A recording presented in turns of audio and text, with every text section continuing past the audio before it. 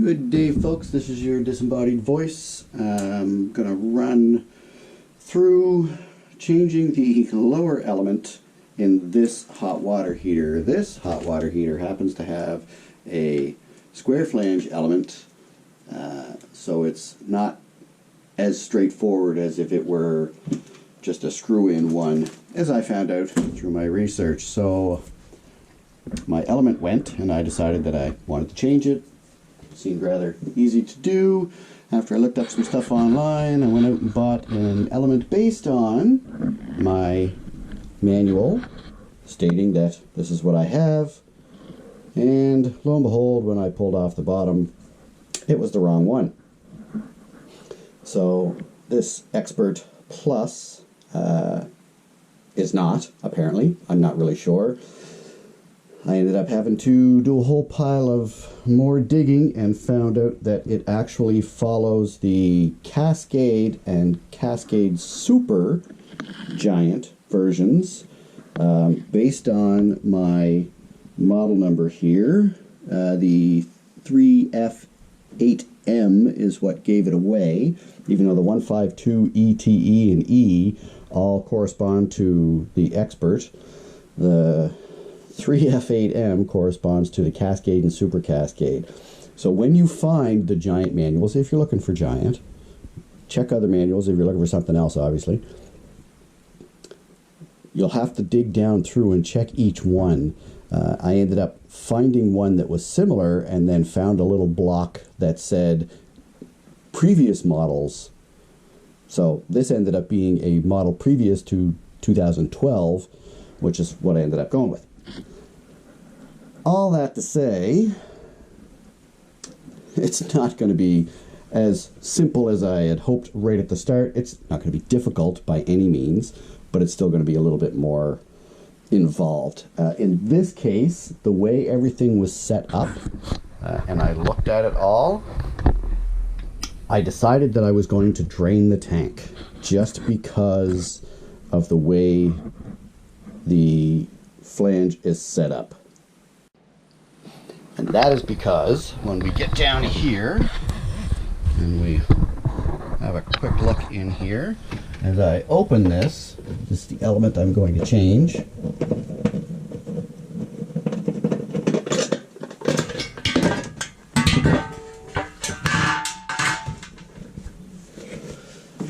You can see that it is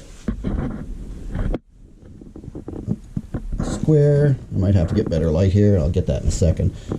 It's kind of a square setup with a retainer, bolts on the outside.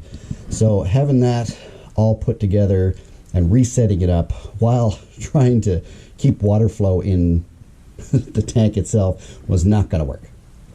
So I have got a 75-foot hose because I don't really have a drain in this part of the basement, and I don't have a lot of space. As you can see, my dryer is literally right there. My freezer is right there.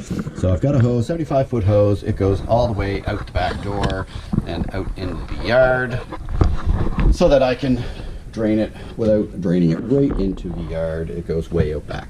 Now, in this case, there are, as I put it on, you can see that is actually a little bit of a hex head. There is a slot in there, but it worked as a hex, and I was able to do it fairly quickly. I think it's an 11, but I have a 12, and the 12 seems to work. So, first thing I did, hooked the hose up, got it laid out, and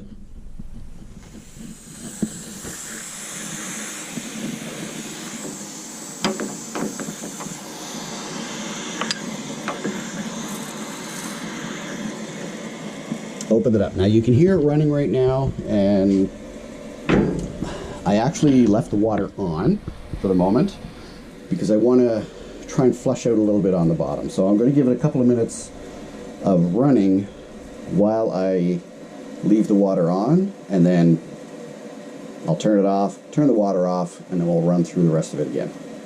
I shall return. Alright, so I had a quick look outside. It's been running for about a minute, minute and a half-ish. I went outside to the end of the pipe.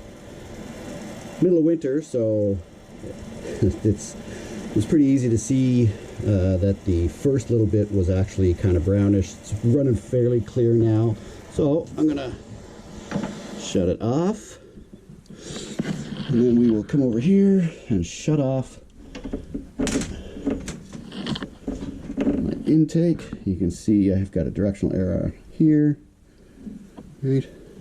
Open and shut, although it's for some reason running the other way. Doesn't seem right, does it?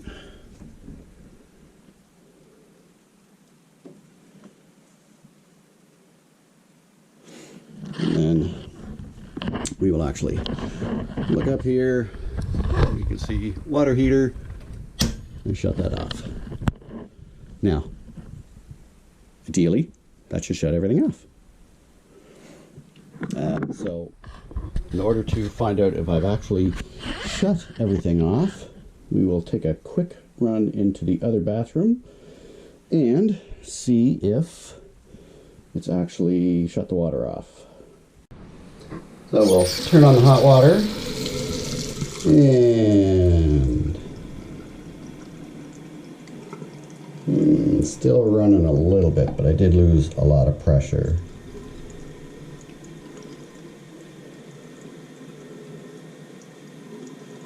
So we'll call that as, and since we know it's off, we're fairly close to anyway, trickles, we will turn this back on.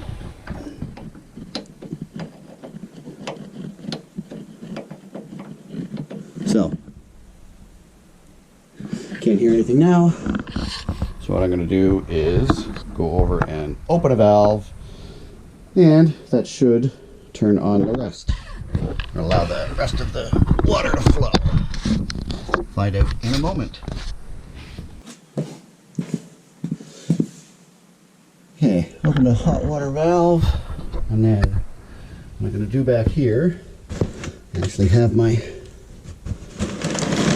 overflow drain. We're going to take this up. We're going to put it under here. I'm going to open that up.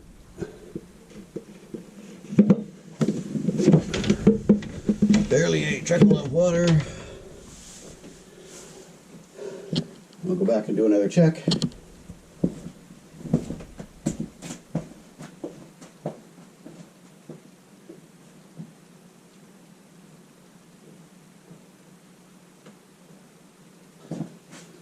There is still water flowing out the hose, even if it isn't as fast as, you know, it could be. If I, yeah.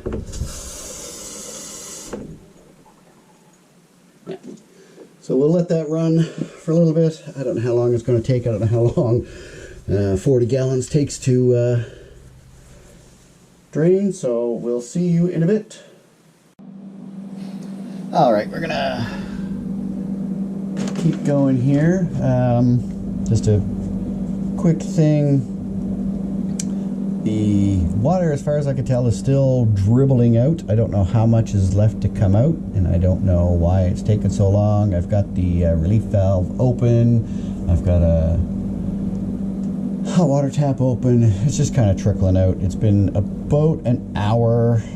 I don't think it's going to be much, if anything. So the first thing we want to check is, do we have power? Because, you know, let's not start messing around with this stuff. So the power is off. You saw me flip the breaker. So we're going to run a quick check on here. You can see the... no, you can't. So we'll see the voltage meter. I don't know if you can see that. Can you see that? So we'll do... Where are we here? You can't even... Man, what's going on? This lighting is terrible. Who's running this show? All right, let's flip my lighting back over here.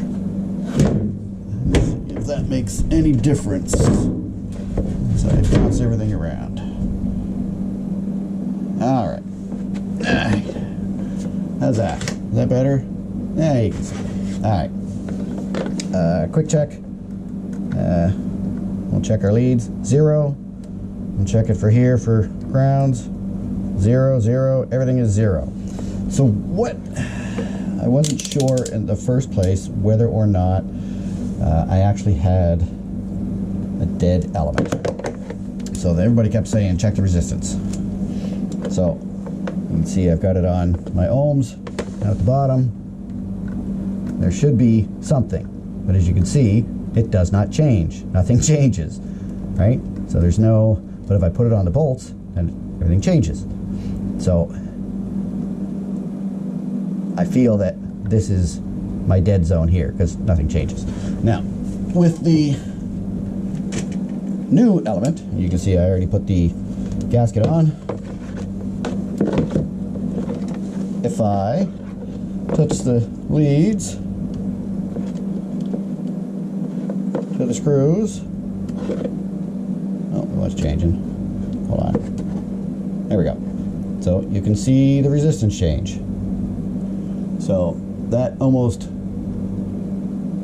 surely leads me to believe that my element is dead. So I'll move this stuff out of the way and then we'll get started.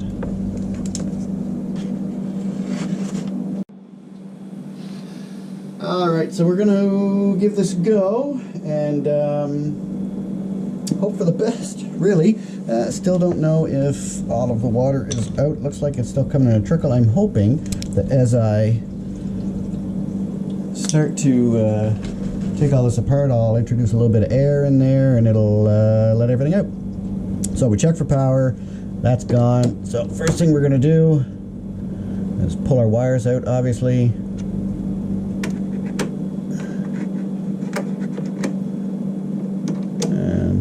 Apparently this is going to give me a bit of a hassle.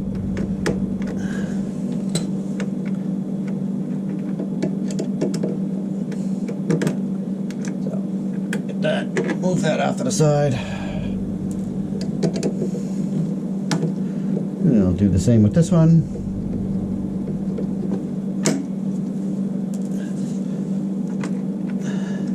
Move it off to the side. We'll also pull the ground.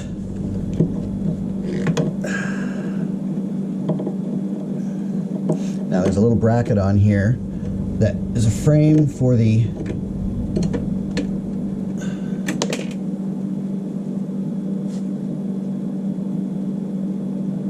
hell did that just go?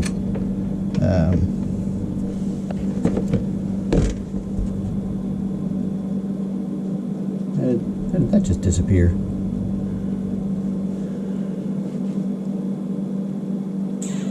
Interesting. Anyway, it's a frame for the thermostat. So we gotta remember that that's gotta stay on. So you can see how it's hooked up on the tops here. So these two bolts actually hold it on. So what we're gonna do, this is a 14. We're gonna move them in a diagonal pattern.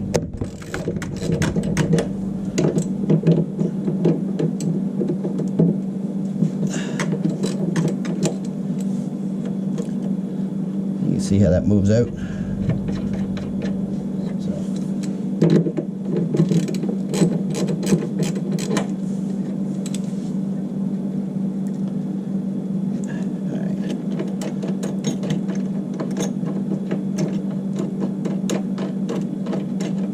You'll see the reason that I decided to drain the tank when I took all this off, because it looks like it's these bolts move around, everything moves around, so it's just going to be a pain in the ass. So I figured it'd be easier to drain the tank before I got soaked. So you see how this kind of moves around, but once that's back on, the frames will hold it up.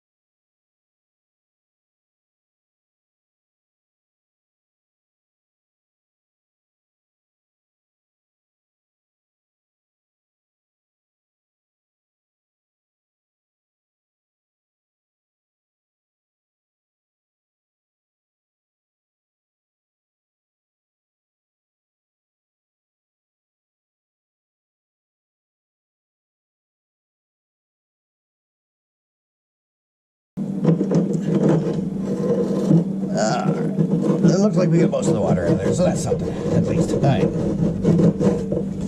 So you can see it comes out.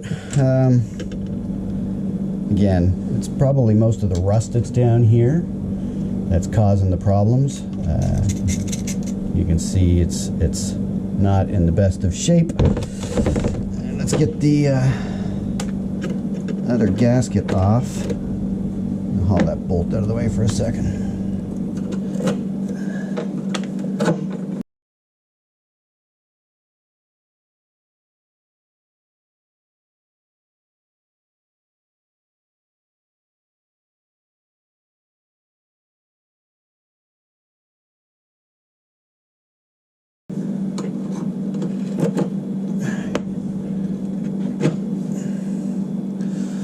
So we're also going to do a quick look in here. So I'm going to get some light in here. Is this going to work? Let's see if this works. All right. Hey, that might actually work. Look at that. And we will right in there. So you can see there is some sediment. I don't know, maybe you can't see. I'm hoping you can see. I can see that there is some sediment on the bottom, but it's not a lot. So I'm not going to worry about it right now. I might not be able to be seeing it. Alright, so let's pull this back. Let's see if we can do that. So we'll pull back here.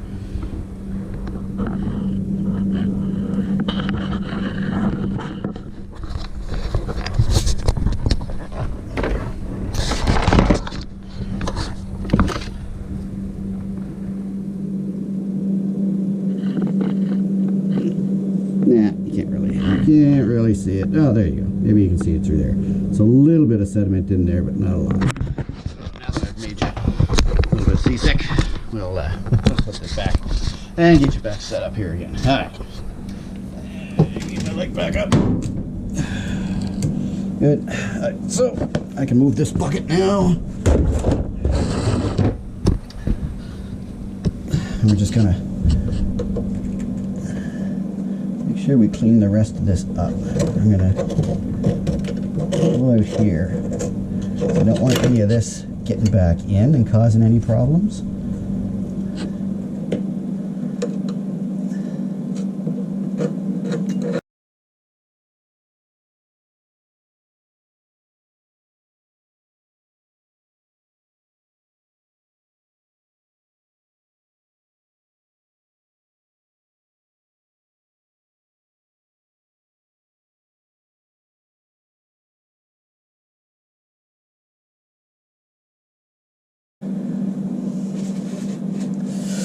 Alright, let's get this back together.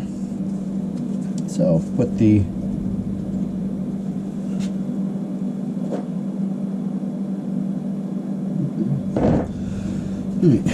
so this has to give it a little squeeze this way and a squeeze this way to get it through.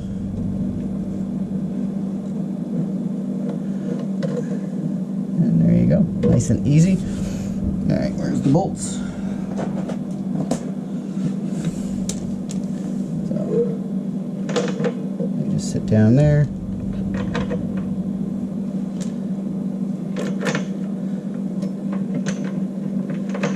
I'll hold them together. You can use the gasket.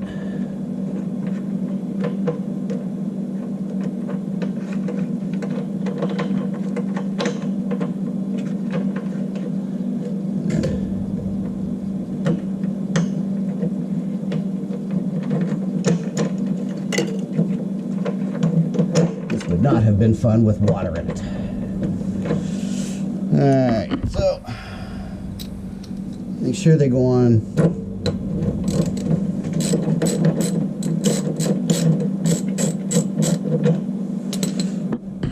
diagonally, because you don't want to.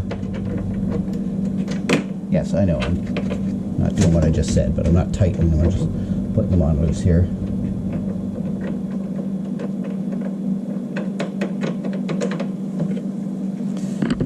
Get the bracket again. You see the little hooks that are up there. They go on. And I'll hold that there.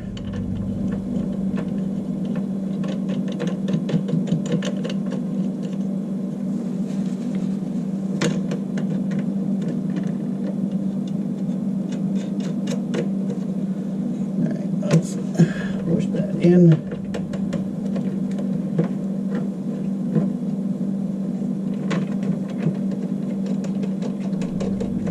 And once everything's pretty much, what do you see in there besides my elbows, anything? Let's get you over here. There you go. So once everything's pretty much in place and snug, you can see how it is, then we'll start the tightening.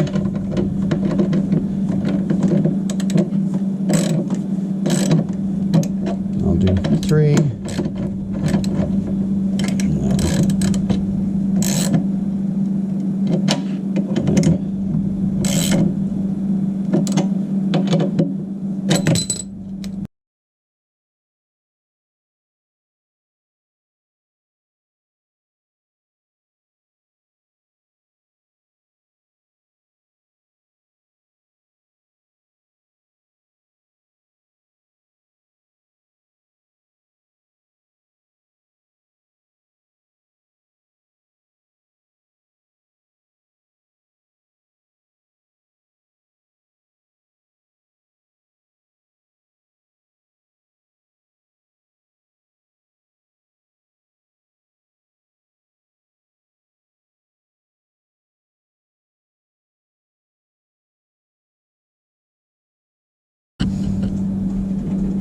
As you can see, I'm not putting the wires back on. I'm going to put the ground back on just because.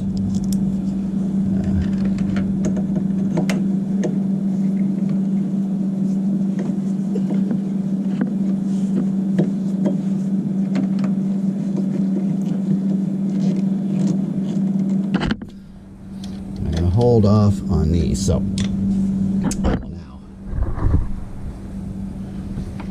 close this.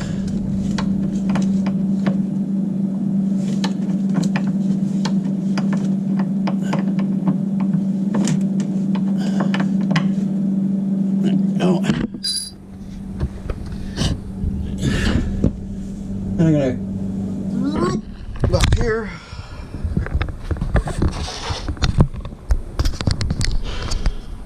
I'm gonna close the relief valve.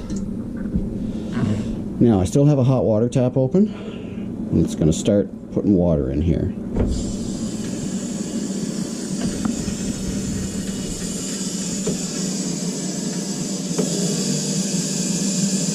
So that's going to stir up some sediment that is in the bottom. We already know there's sediment in the bottom, so that's going to stir it up a bit. So as this starts to flow, your first little bit is going to be brown. So go through all of your taps.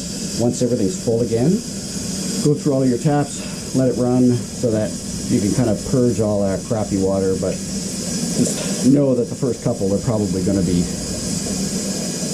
muddy, right? So now that that's back together, right, we're going to check so we can see that that's dry. We're going to check around the outside, still looks good. Now we'll let this run for a little bit longer, and we'll come back in 20 minutes or so. Alright, so I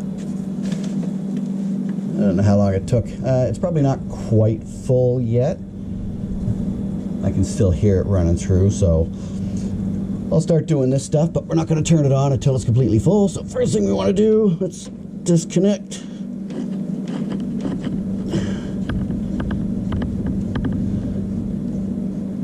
Make sure there's no water coming out of here.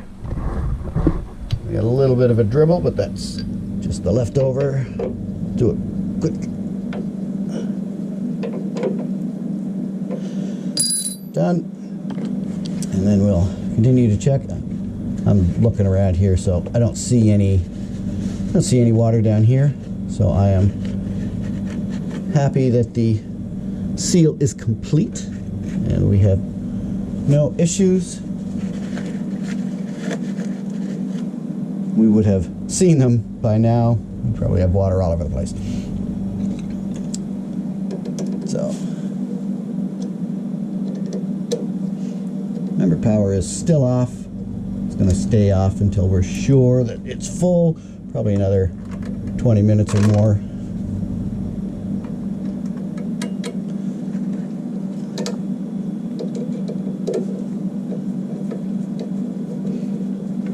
And since we're here, I will, because I don't think I did it at the start, how do I know that this is the problem with my water heater? Well, in this case, it was fairly simple. Of course, I was running out of water, running out of hot water quicker than I thought I would when taking a shower, and it wasn't coming back very quickly. So obviously, there's a problem. Since I was still getting water, it wasn't the hot water heater itself. Like, I knew that the hot water heater was okay. There was just a problem with something in the thermostats and the elements, whatever. I knew I could figure that part out. That was fairly simple. But how to determine which one of these is wrong? Well, everybody kept saying, well, check your ohms, check this, check that. Check. The easiest way I found, because if your upper element is broken, your lower element won't turn on. I didn't know that at the time. Didn't really matter, because all I did was go to the upper element, open the cover, and immediately the insulation, all of this stuff, was warm in here. So when I opened this one, and all of this insulation was cold, kind of gave it away. So then I checked with an ohm meter, had no resistance, so I assumed that that was the problem then. So I let it go for a little while, let it, run. I used the hot water, I turned it back, went back and forth, back and forth, back and forth, went back up, came down here, checked on here, and the insulation was still warm, and this insulation was still cold. So that was my determining factor, that it was actually the lower element.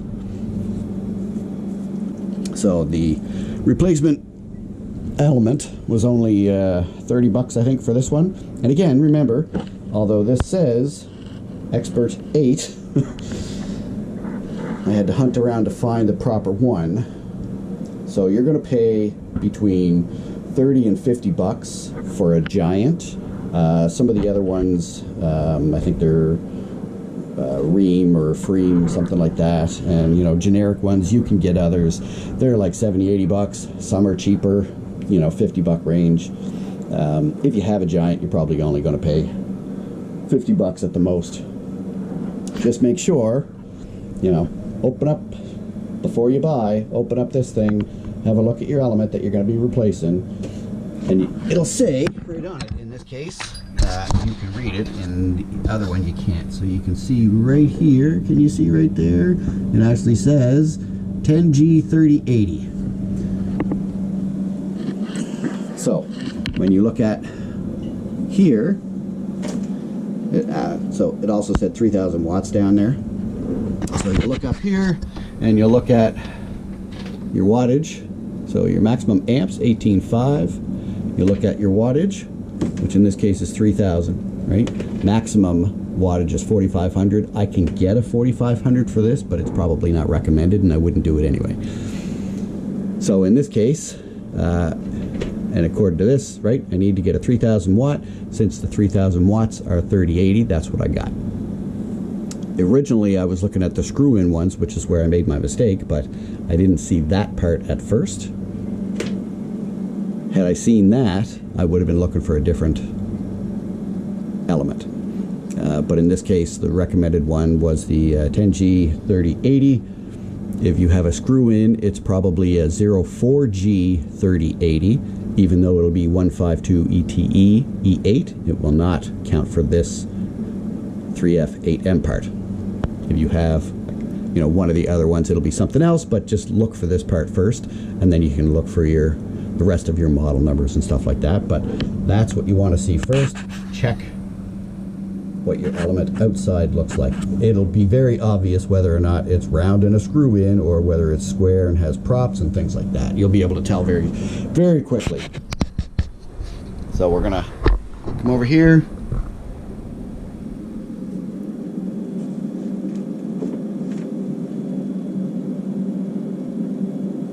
Still hearing a trickle of water. So another quick way to check. I'm gonna prop this up quickly over here.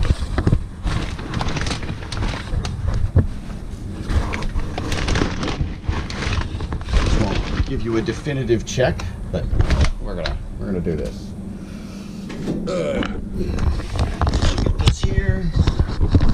Back up. We'll angle that up so we can see what we're doing. A quick check. Good, you can see it.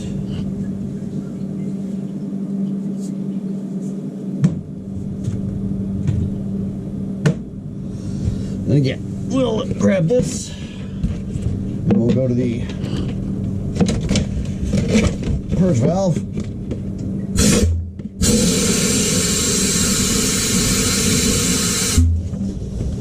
So, no water in there. Means it's not full. However, I can now hear more water coming through. So what I'm going to do is go back and make sure that I have taps open again. I shall see you in a bit. Okay, so we come back to our lovely clean sink. This is obviously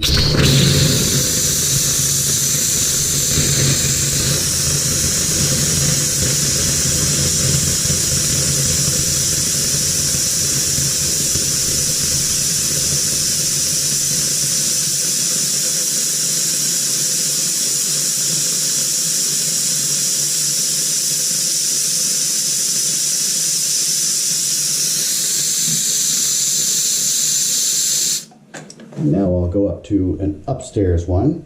Alright, upstairs one. So that's probably water left over in the lines, but we're gonna let it run. There we go.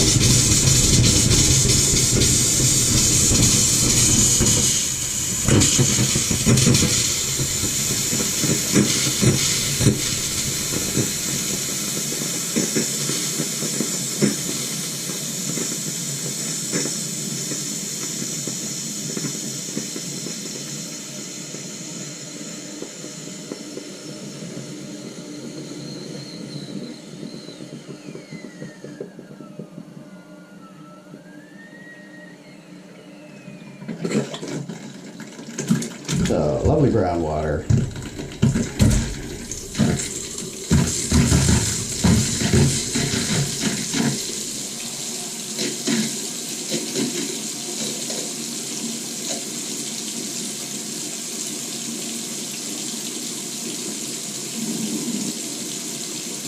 Alright, and it stopped spitting, so we'll go do the other sinks and make sure that they're all purged as well. And then that will help fill the rest of the tank up. Alright, so it's been, I don't know, half an hour-ish, I guess. I've run the purge valve a couple of times. You know, that right there. Run that a couple of times. I'm getting water out of it now. There's water coming out of all the taps. So there's a good chance we are up to the level of the element. So I'm going to give it a snap.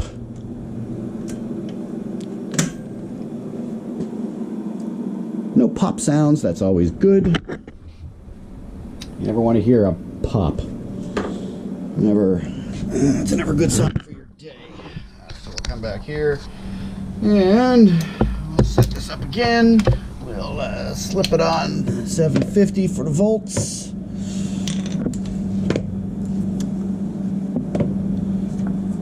And we will, you see that? Let's run that down there.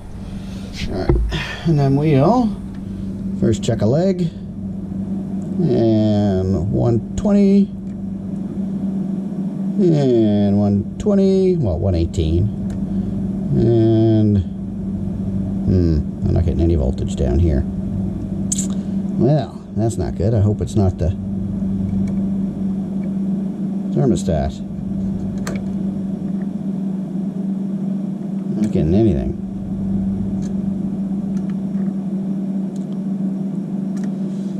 I know there's power coming to it. We shall have to wait a little bit and see if it comes back. In the meantime, I'm going to lower this so that at least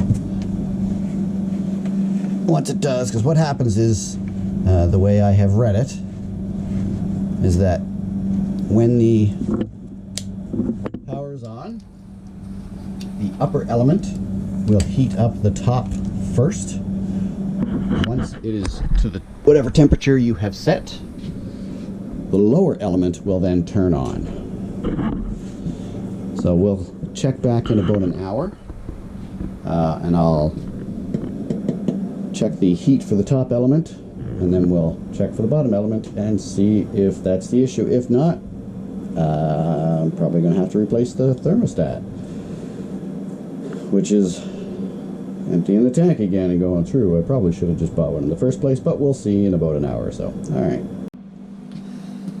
after a bit of messing around, I did determine that my other meter was faulty, which was pretty easy to figure out. However, the context still remains the same when we look at what we have. So right now, let's switch to ohms. I'm at 200 ohms. Now I read 1. So this is with the installed, get the light down there, with the installed element. You see I now have continuity of 20, resistance of 20 ohms, which is about where we should be. I found out that if you square your voltage and divide by your watts, you should get an approximate resistance reading, and in my case when I did it, it was 19 point something. This is giving us 20, so that is correct. Now when I take the old element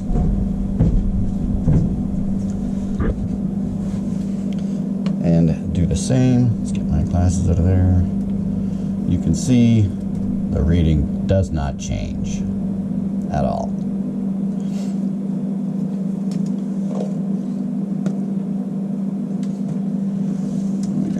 There we go. Right. And now if we go up to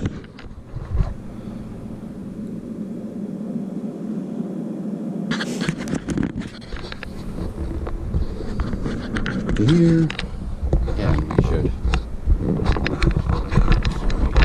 reset everything.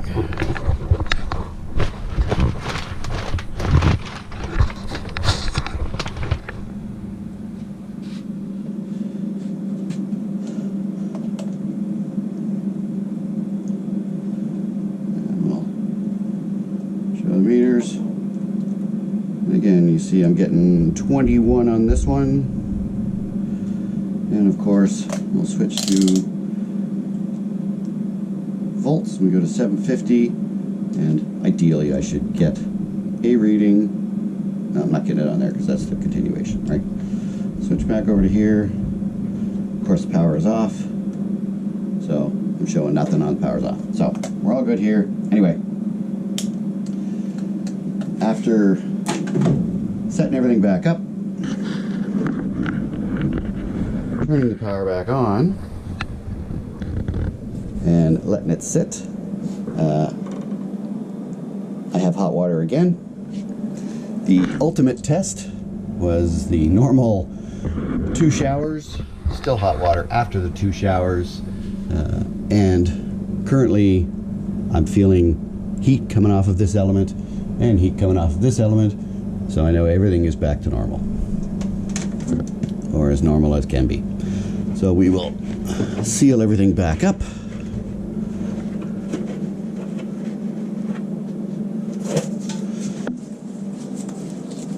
And enjoy our hot water. Any questions, leave them down below, and who knows when I'll get back to you. Have a good one.